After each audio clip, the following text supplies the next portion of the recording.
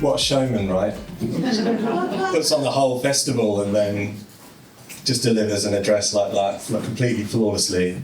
Expect a downgrade. Good morning, everyone. Thank you so much to Adeel and everyone at TV Mindset and Action for Freelancers for inviting me to speak today and for creating this festival in the first place. I suppose some of you may reasonably be wondering, why is a commissioner talking at a freelancer festival? And that is a valid question. There are many freelancers in this room better placed than me to speak to you about the realities of the freelance industry right now. People who are living it every single day. Maybe I can offer a few reasons as to why I think I've been asked. Firstly, I was a freelancer for 15 years, and a struggling one at that. I certainly didn't get to pick and choose my series. I couldn't wait for the right job. I desperately wanted to work in documentaries, but was only met with a wall of silence. It took me 6 years to move from fact ed to documentaries. 6 years of not even lukewarm interest and 0 leads. So I know what it feels like to be on the outside looking in. When I did finally get a chance, it's because I changed my approach radically and found a different path. Instead of knocking on locked doors, I found a way around them. Whilst I might technically sit on the other side of the fence now, I haven't forgotten any of my freelance life. I haven't forgotten the mounting pressure, the uncertainty, the financial insecurity, the feeling of constantly having to prove yourself at every single stage of production on every single job. I haven't forgotten the long drives back to a hotel late at night, overlooking the Burger King, with no on-site parking space, no lift, carrying 5 bags of kit on your shoulders, so it's one journey, and only really getting the time to plan the editorial between a few broken hours of sleep. Although I'm a commissioner today, this is my first staff job in TV, and the freelancer mindset is something I'll never shake. That uncertainty never goes away, and it's compounded by the changes in the industry we are all dealing with today. I don't take my job or my future in TV for granted, any more than anyone does here today. As somebody who crossed over from freelancing into broadcasting, I've always wanted to improve transparency between the people who make the TV and the people who transmit it.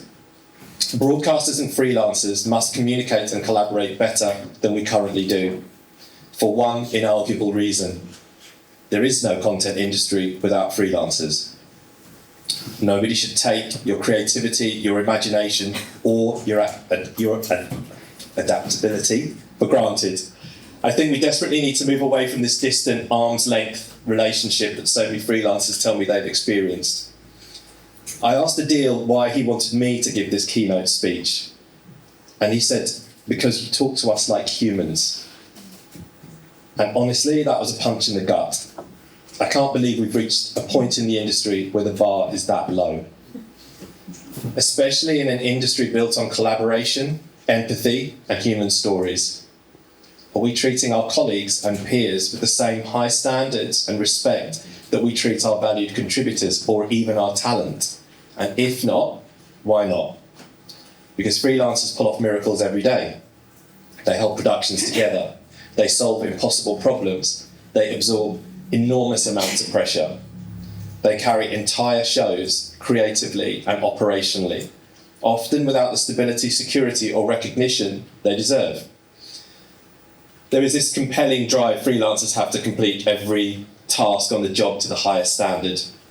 I've worked in other industries, a year in Royal Mail's comms team, another year in pensions, and there, phrases like, I don't have the capacity, it'll have to wait, that's not my job, are commonplace. You'll never hear a freelancer say that.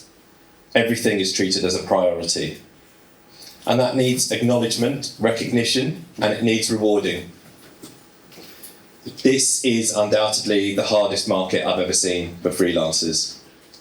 The legacy media world continues to consolidate. The digital world is fragmented and unregulated, and too many talented people have spent years questioning whether there is still a demand for them in an industry that they've devoted their lives to. One of the most painful parts of that experience has been the feeling of invisibility. People talk about market corrections and economic realities in abstract terms.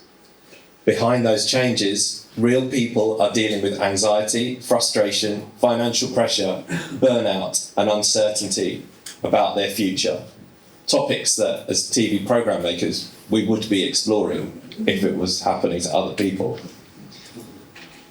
I also believe freelancers are some of the most adaptable, inventive, and resourceful people in the industry. You have to be in order to make a TV show. Survival in freelancing requires a level of opportunism and resilience people outside our industry are in awe of. And I think now is the moment, or even a year ago or 2 years ago, are the moment to buy into those mindsets, to fully embrace the entrepreneurial spirit that got you to where you are in the first place. That might sound daunting in a world which is so much more disjointed than it was, with competing narratives, competing models, and a healthy dose of hype and optimism, drowning out the reality of performance, revenue, and opportunity. It's hard to cut through the noise and the agenda-driven rhetoric. And that's why you need a community to help you integrate and evaluate the avenues that both promise and deliver. Curiosity has to be at the heart of everything we do. Being prepared to learn, absorb, and have our minds changed will benefit us more than sticking to what we know and expecting the world to serve our vision. Today, more risk is carried by staying the same rather than trying something new. You can't win the league every year with the same 11 players. You can't sing the same song and go to number one every time. Change is necessary. The difference for freelancers now is that tools for change have never been more accessible. The industry has never been reported to this extent. We are more connected than ever. We can find out who everyone is working for, what their role is, and now everyone is sharing how they do what they do. That level of transparency is incredible. I wish I had access to this information when I was feeling around in the dark as a PD. The amount of information we have access to now, shared by the people who have first-hand experience, is invaluable, and all of us can add to that. Remain curious about developing industries, new audiences, new ways of making and distributing your work and skills. Study the market and identify potential opportunities. This means discovering new doors rather than knocking on locked ones. Don't stand outside waiting for someone to give you permission to knock. That's the most exciting prospect for me because I often feel there was only one route to achieving my ambitions, and if that was blocked, I didn't get to do it. Now there are options, and there are new ways to navigate around traditional hierarchical structures. The future belongs to the people who create opportunities, not to those who wait for them. And that's why this festival matters. This isn't just a networking event. It's about agency, reclaiming community, identifying your value, and regaining confidence. One of the biggest things I'd encourage everyone here to do is to champion each other. Celebrate each other's successes, share opportunities, recommend each other. And when you approach someone new that you want to connect with, find a way to help them first, rather than ask them to help you. You'll find that it's a much more successful way of networking. That's how you create a network who will value you and will find a way to create opportunities for you. The industry can make people feel very isolated very quickly. 1 minute you're in and the next you're out. Spaces like this remind everyone that they're not alone. The TV industry is in the next stage of its evolution, and the people who are brave enough to approach change with curiosity and optimism, determination and resilience, and ingenuity and imagination are the people who will thrive. And isn't that what freelancers already do every day of every single production? Take the essence of the incredible work that you do on TV shows and make that work for you. As this industry evolves, you will see the people who are building the next generation of content because they'll be everywhere. And they will make the industry talk and revolve around them. They will be clear and targeted in offering something the market wants. They will demonstrate their quality in every conceivable situation, and they will turn up, just like everyone here has done today. Thank you. Yeah, and thanks everyone for the round of applause and everything. Appreciate that. It was quite nerve-wracking doing that. I've never done a keynote before, so when Adeel asked me to do it, I was like, okay, this is you pull them off all the time. You did one of those. You did a keynote speech at your birthday. Yeah, but I'm a show pony that works in entertainment, so I'm also youngest child, and I like attention. So. But I do want to talk. I want to pick up on a few things from your speech. Before I do, you can ask a question as well if there's anything that you want to ask. Emile, just scan the QR code, and hopefully JT or someone from the team will be able to pick up on that. I do think you were the perfect person to deliver that. I think if anyone's tracked you on LinkedIn, they've seen that you've done your freelancer one-to-ones, and you've actually acknowledged what we've been going through, which I think goes a long way. Especially in the sort of them and us climate that we have, which I will come back to. The first thing I think I want to pick up on is a thing that will resonate with a lot of people in this room, certainly it does with me, and that is that you said it took you 6 years to move into the genre that you wanted. So how did you find a way around those locked doors, and what advice would you give to those in the same position as you? Well, what I was doing back then, so let's just say this was probably maybe it was about 12 years ago or something like that, is I was a PD making fact-in shows, and I did that initially just to get my hands on a camera and direct one way or the other. That led me down a path that took me further away from where my creative desires were, and then I just couldn't get into documentaries. I was just locked into that particular lane, and I sent loads of CVs out, and I carpet bombed people, and that is never going to get you more opportunities than what you already have. Basically, you're just going to be knocking on effectively like the same closed doors, because I think the thing about it is that back then, and I think still to an extent, credits on your CV were just, that's your calling card, that's everything. But I think we've got so much more at our disposal now. We have to show our potential in certain ways. I'm working with a producer on the Edinburgh Opening Debate now called Tulip Young, who's fantastic at what she does. She's a compliance producer, and she's working on detail and stuff like that on the next opening debate that we're doing. And I'm like, all of this stuff is applicable to true crime. Are you asking people, companies that you work with who make a lot of true crime, about true crime? Because you should put yourself in that position. And I just think we need to look at what the heart is of what we're doing and where those transferable skills are. But when people say transferable skills, they always just go, okay, it's going to be project management. That's what we do. But the heart of what editorial and creativity is, and the heart of what you need on certain different types of genres, etc., can be applicable in other genres. They're all storytelling in TV. Right? It's just how you use it and what is required in certain areas. But what I did to at that time to get round that, because you weren't really able to build a profile in the way you are now on LinkedIn and stuff like that, is I went on a series producer course, and which was funded by Screen Skills. I applied for that and I won a place on it just to improve my profile.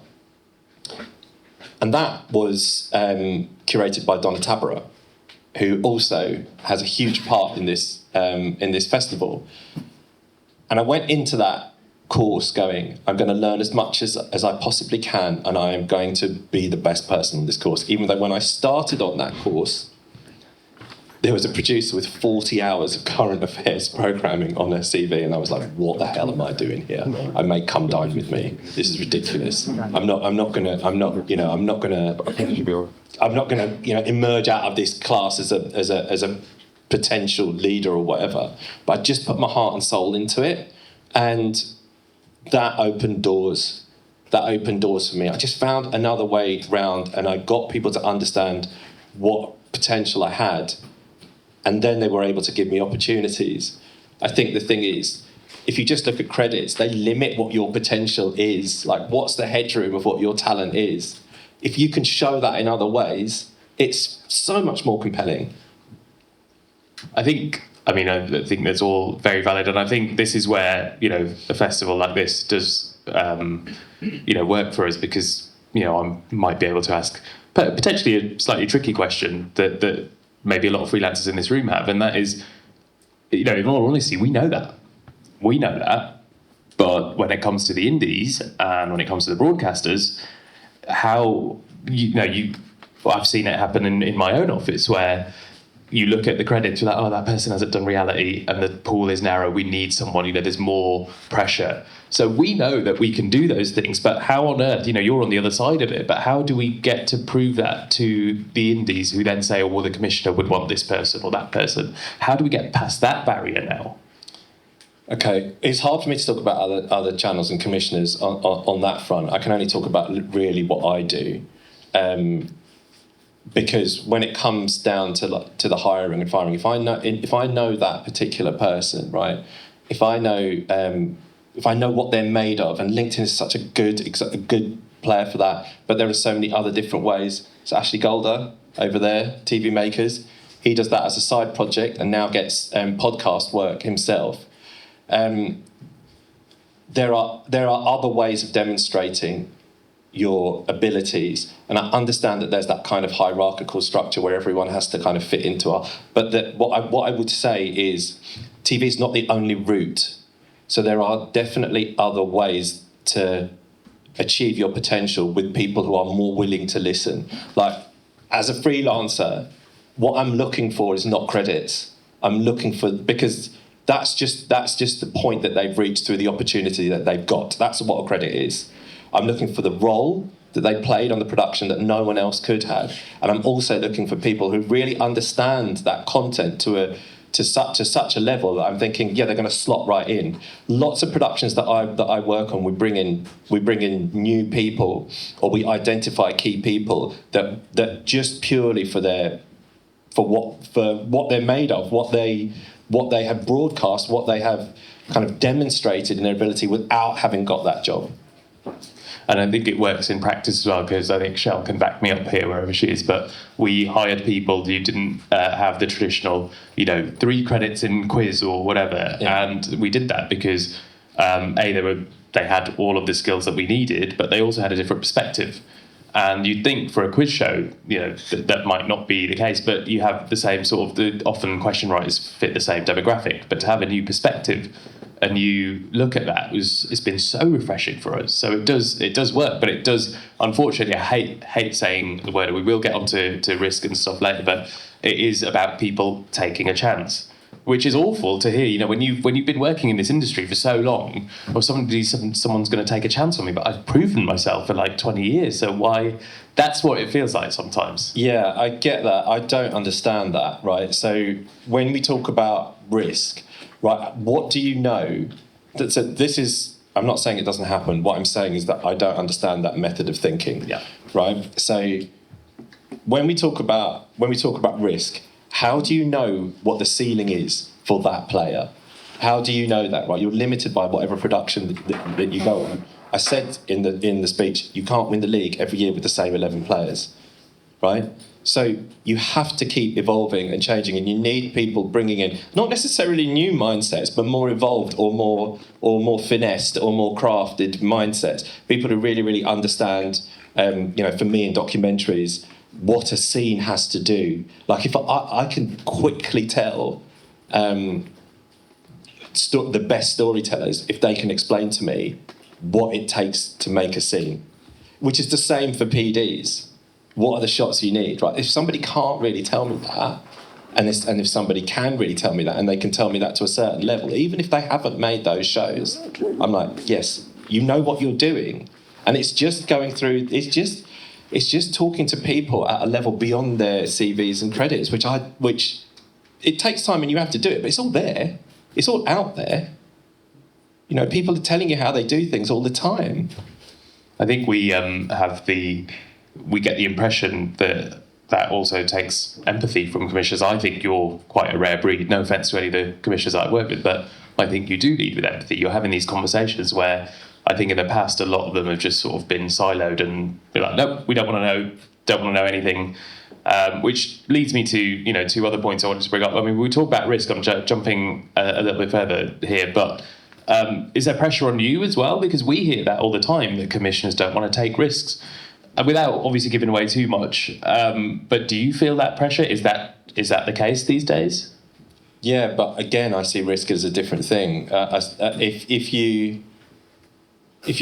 you don't evolve and you don't change and you don't progress, like for me, I would think of it as progression rather than necessarily risk. If you don't do that, you're going to get left behind. Every single model on the planet works on the fact that it's going to be growing.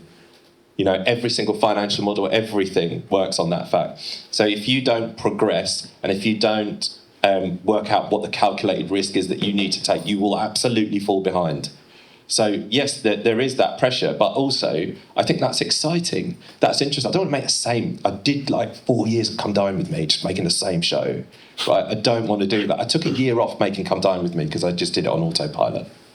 Right, that I don't want to do that. What I want to do is I want to keep progressing and getting, change it. And if you look at the series that I'm across, Stacey Dooley Sleeps Over, Big Zoos, Big Eats, Red Flag, they've all progressed, and it's really obvious what those progressions are.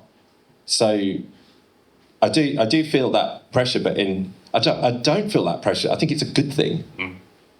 But again, from my experience, I don't know, certainly maybe people here, but I think you're quite rare in that regard. I think a lot of us feel that, or are told that commissioners are, they don't want to take any risks. And you see that because everyone is, rather than, I've always looked at, when we were going through the freelance crisis, which I'll come on to as well, but I've always thought of this industry as reactive rather than proactive. And you see that when everyone, when you do your stints in development, they're like, what's the next Traitors? I want something like Traitors, or Traitors this.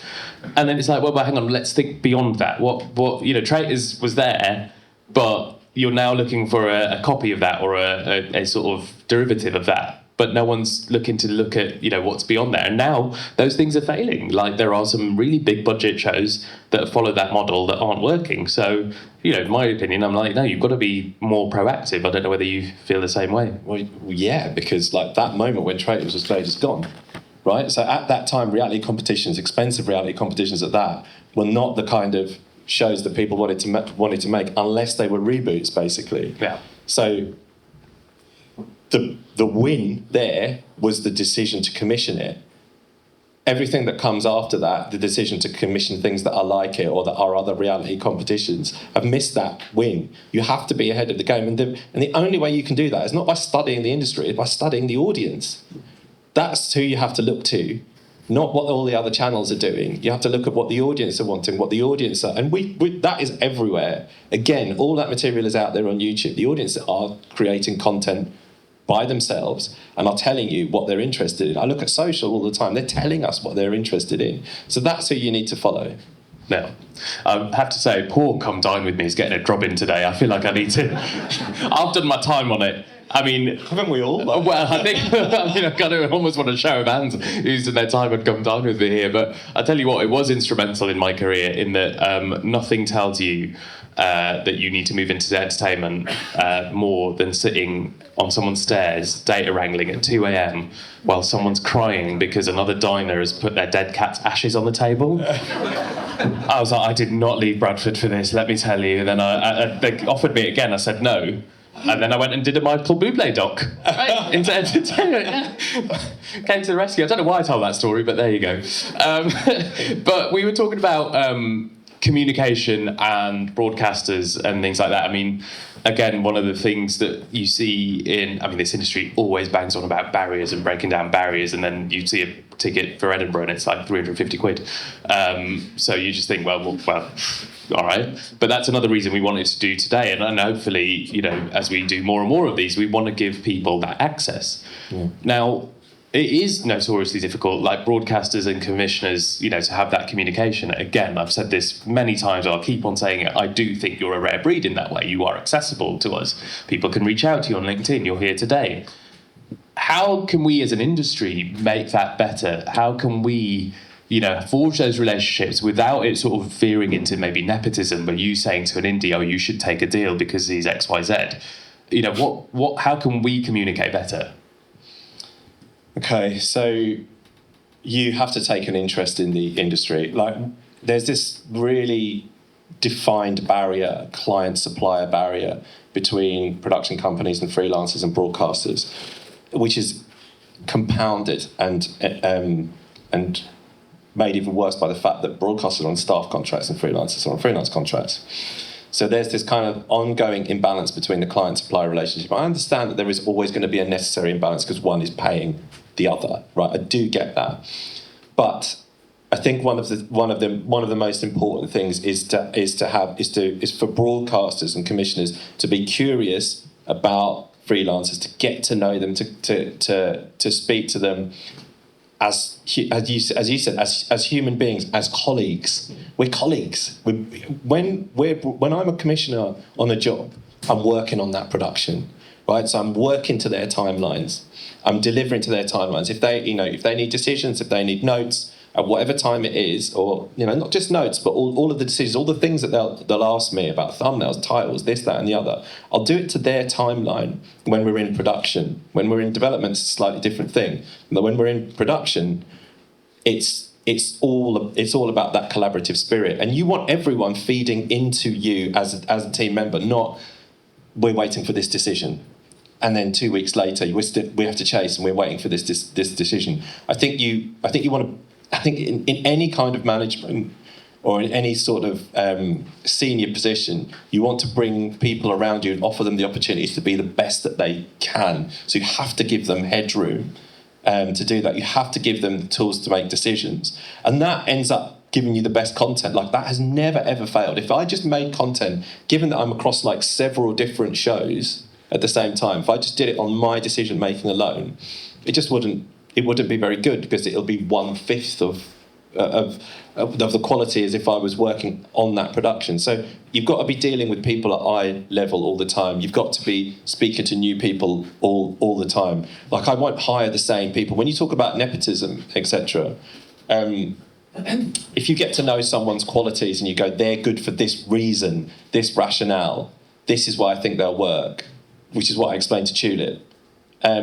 I don't think that's just promoting people who have got to give them better opportunities. And you'll see better results from that. You absolutely will, because they'll be driven. They'll really want to. Anyone who's given an opportunity wants to take it and run with it and make it the best they possibly can. So you're saying the issue that we've seen on a lot of forums as well is people saying, well, I didn't get that job because the commissioner just wanted their person. You're saying, if we all become that person, potentially, that could be the way to... No, I think this kind of like baseline of, I'm just going to hire someone I know because I like them, right? They're my friend. Right. That is different to who is best for the job. Right.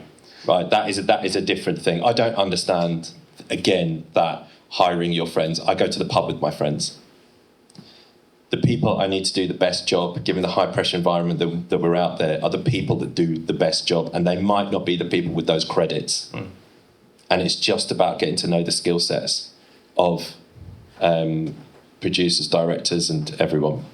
Let's give you a sort of slightly left field hypothetical, given I'm still, one of the things I thought before we sat down here was, it's an industry event, one of the first of its kind, and the people leading it are two South Asian origin individuals, which is mental to me. Like, I'd never thought when I was starting off, I just didn't think that would be possible. But if an indie comes here, I don't know how much involvement you have in looking at their the crew and the unit list.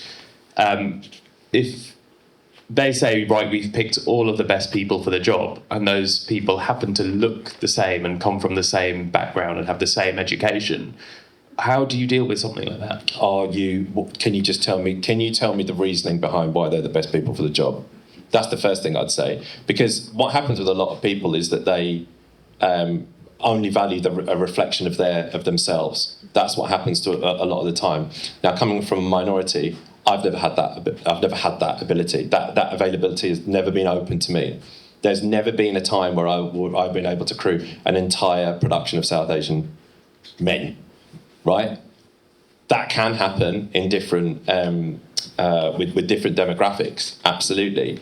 My question would always be, can you just explain why they are the best person for the job then? Because if they can't, then we'll go into it and find a different person, and we'll offer different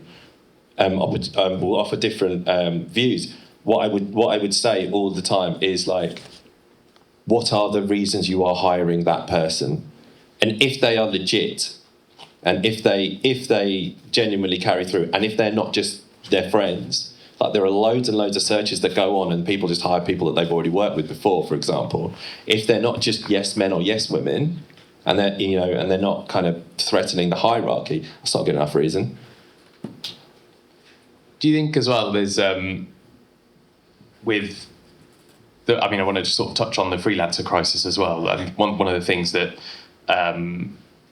we've all thought, and certainly was going on in the forums, was, and I'm not saying this is direct, it's just a general feeling, it was like, do the commissioners even care? So I just want to know, just as from an insight, was anyone even talking about it? Did it matter to anyone? We were making videos, people were like, honestly, some of the most, I'm not going to go too into it because I want today to be positive, but I mean, I had single mums in TV messaging me saying they had to sell their furniture because they couldn't get a job. Yeah. And obviously we've seen, people leave the industry, doors seem to still be closed. But were people talking about this behind the scenes? Did we matter? Yeah, like absolutely, people were talking about it. People were talking about it all the time, working out how to take action look, Richard Watsham, who's my boss, is on Action for, who was my boss, is on Action for Freelancers, right? So we were absolutely talking about it. It did matter. It does matter. One of the issues is that the technological change from linear to on-demand, the global platforms that we've got, the existing content, the amount of UK productions that make up the content that are delivered, that's all smaller and different.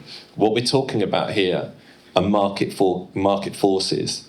Now, it's really, really hard to upturn market forces and new models, especially when for a lot of platforms, television is just another revenue stream. It's not their main business. So it's hard to kind of come up with solutions when you've got these macro issues that are playing out. You've got to try and find a way to do it. And when I did freelancer one-to-ones, I did sort of think that, well, people are just going to say, well, it's not a job, is it? And I get that. I totally understand that. I totally understand that it's not a job. And if I had the jobs to hand out, I absolutely would, if we had those resources. But the thing is, this landscape has changed so dramatically, and it's all about market forces and commercial priorities. And so many people are self-publishing as well. So there's all of this content going up. It's the same amount of days.